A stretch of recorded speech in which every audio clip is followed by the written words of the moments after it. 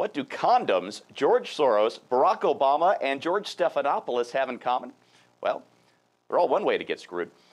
I'm Steve Green. This is Trifecta, and here to explore the secret connections binding the White House with left-wing billionaire Soros with the mainstream media, my co-conspirators, Bill Whittle and Scott Ott. All right, gents, a bombshell story from the Daily Caller on Monday detailing how Media Matters, that's George Soros, his group, coordinates with the White House on setting the narrative and how the mainstream media is playing along. Let's start with a caller's Tucker Carlson on Fox News on Monday. Let's watch. In June of 2010, David Brock, the founder and head of Media Matters, went to the White House and met with Valerie Jarrett, perhaps the president's closest advisor, Anita Dunn, the former White House communications director. Since then, the Media Matters organization has had a weekly conference call with the White House. Bill, collusion between Soros and the White House, that's the 1% of the 1% right there, isn't it? Well, I keep coming back to this issue, and the issue to me is there not one person of integrity in the mainstream media left? Is there not one person who started long enough ago to remember that the job of the media is to comfort the afflicted and afflict the comfortable, and that the comfortable today is the democratic power structure? Not one of these people are able to put their professional ethics above their personal politics? Not one? Have you no shame, sir? Have you no shame at all? If I was a surgeon providing this kind of malpractice on a daily basis, I'd be in jail, and I deserve to be in jail. Ditto for an attorney, right? If I was a surgeon and I found out that I was a Republican surgeon and I found out that the person on the operating table was a Democratic political operative, and I decided to leave a clamp in there on purpose just because I don't like his politics, I would be in jail, and I deserve to be in jail. Yeah, guess where they're leaving the clamps on us. All right, Scott. Yeah. On the flip side, you know, Soros is allowed to express his opinion. The White House certainly has a legitimate need to get its message out. So, is there really anything wrong here? Well, he certainly is entitled to express his opinion, and he's entitled, frankly, I don't care how much money he spends to do that. But I think we have a right to expect that the product we buy, which is the news that we consume from the mainstream media, is what it pretends to be. Now, if they want to come out and say, by the way, let me just go through the list of sources that helped us put together this story, and one of these was this George Soros-funded organization, that's fine. Be open about your biases. And maybe this George Soros organization really thinks that they're doing a good job gathering the true truth.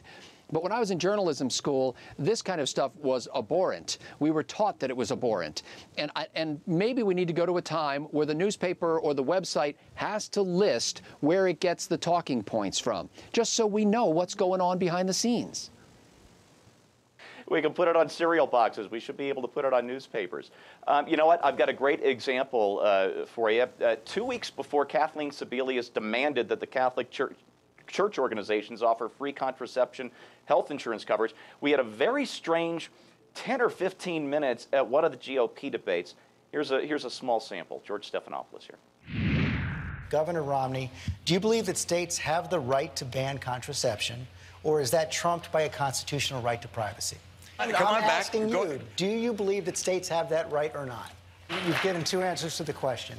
Do you believe that the Supreme Court should overturn it or not?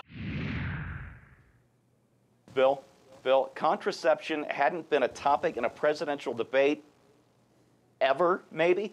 To me, it sure looks like ABC News is helping George Soros and the White House set the political stage. Does it look that way to you? Of course it does. And George Stephanopoulos was one of the key campaign advisors to Bill Clinton. One of the two, right? It was Carville and Stephanopoulos are the guys that got Bill Clinton elected. He is a Democratic Party operative sitting there under the color of authority of ABC News. If Karl Rove were conducting an interview with Barack Obama, I don't think anybody on the left would feel that he is providing an unbiased source of genuine journalism. So how is this any different than that? It's no different whatsoever. These people take us for idiots. And to be honest with you, they've got a pretty good case for taking us for idiots, because putting the American people aside for a second, The Republican candidates continue to have these debates moderated by people who are their open enemies. Any idiot knows it. We all know it. They still do it, and they do it because they're infected by the sense of Stockholm Syndrome that affects all conservatives. They want to show how fair and balanced they are and how reasonable they are. So we'll have MSNBC come into the Reagan Library to moderate our debate to show how reasonable we are. It's suicide. That's why they call it the stupid party. Scott, believe it or not, there's even more to it. I could pull up tons of examples, but here's one. Daily Caller also just revealed that Politico's Ben Smith got insider information from Media Matters, but didn't tell his readers about that in a report he wrote about Media Matters. Is there any denying the corruption? Can there be any way to deny it? Well, and frankly, is there any difference between the mainstream media and, you know, some guy sitting around in his pajamas in his basement, you know, writing a blog? I mean, this was their whole credibility that they based on the idea that there are layers of editorial control and there's fact-checking and professionalism and these guys whose craft and credibility are on the line every time they write a story, and they've just completely thrown that out. It's like it just doesn't matter anymore to them. I remember, by the way, watching that debate. And when they started asking that string of questions about contraception, I thought, contraception? Where the heck did that come from? Well, is that a story in the news? Little did I know it was a story in the news, you know, back in the newsroom. They just didn't release it yet. It had been embargoed until after the debate. Unbelievable. Unbelievable is right. And you know what, folks, I can accept the fact that the mainstream media is biased. Everybody has their biases. That's just human nature.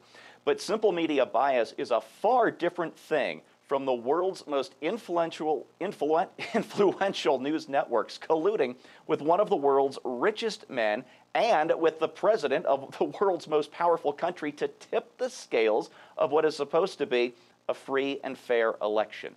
So you know what? Turn them off, tune them out, starting right now. It's as easy as this.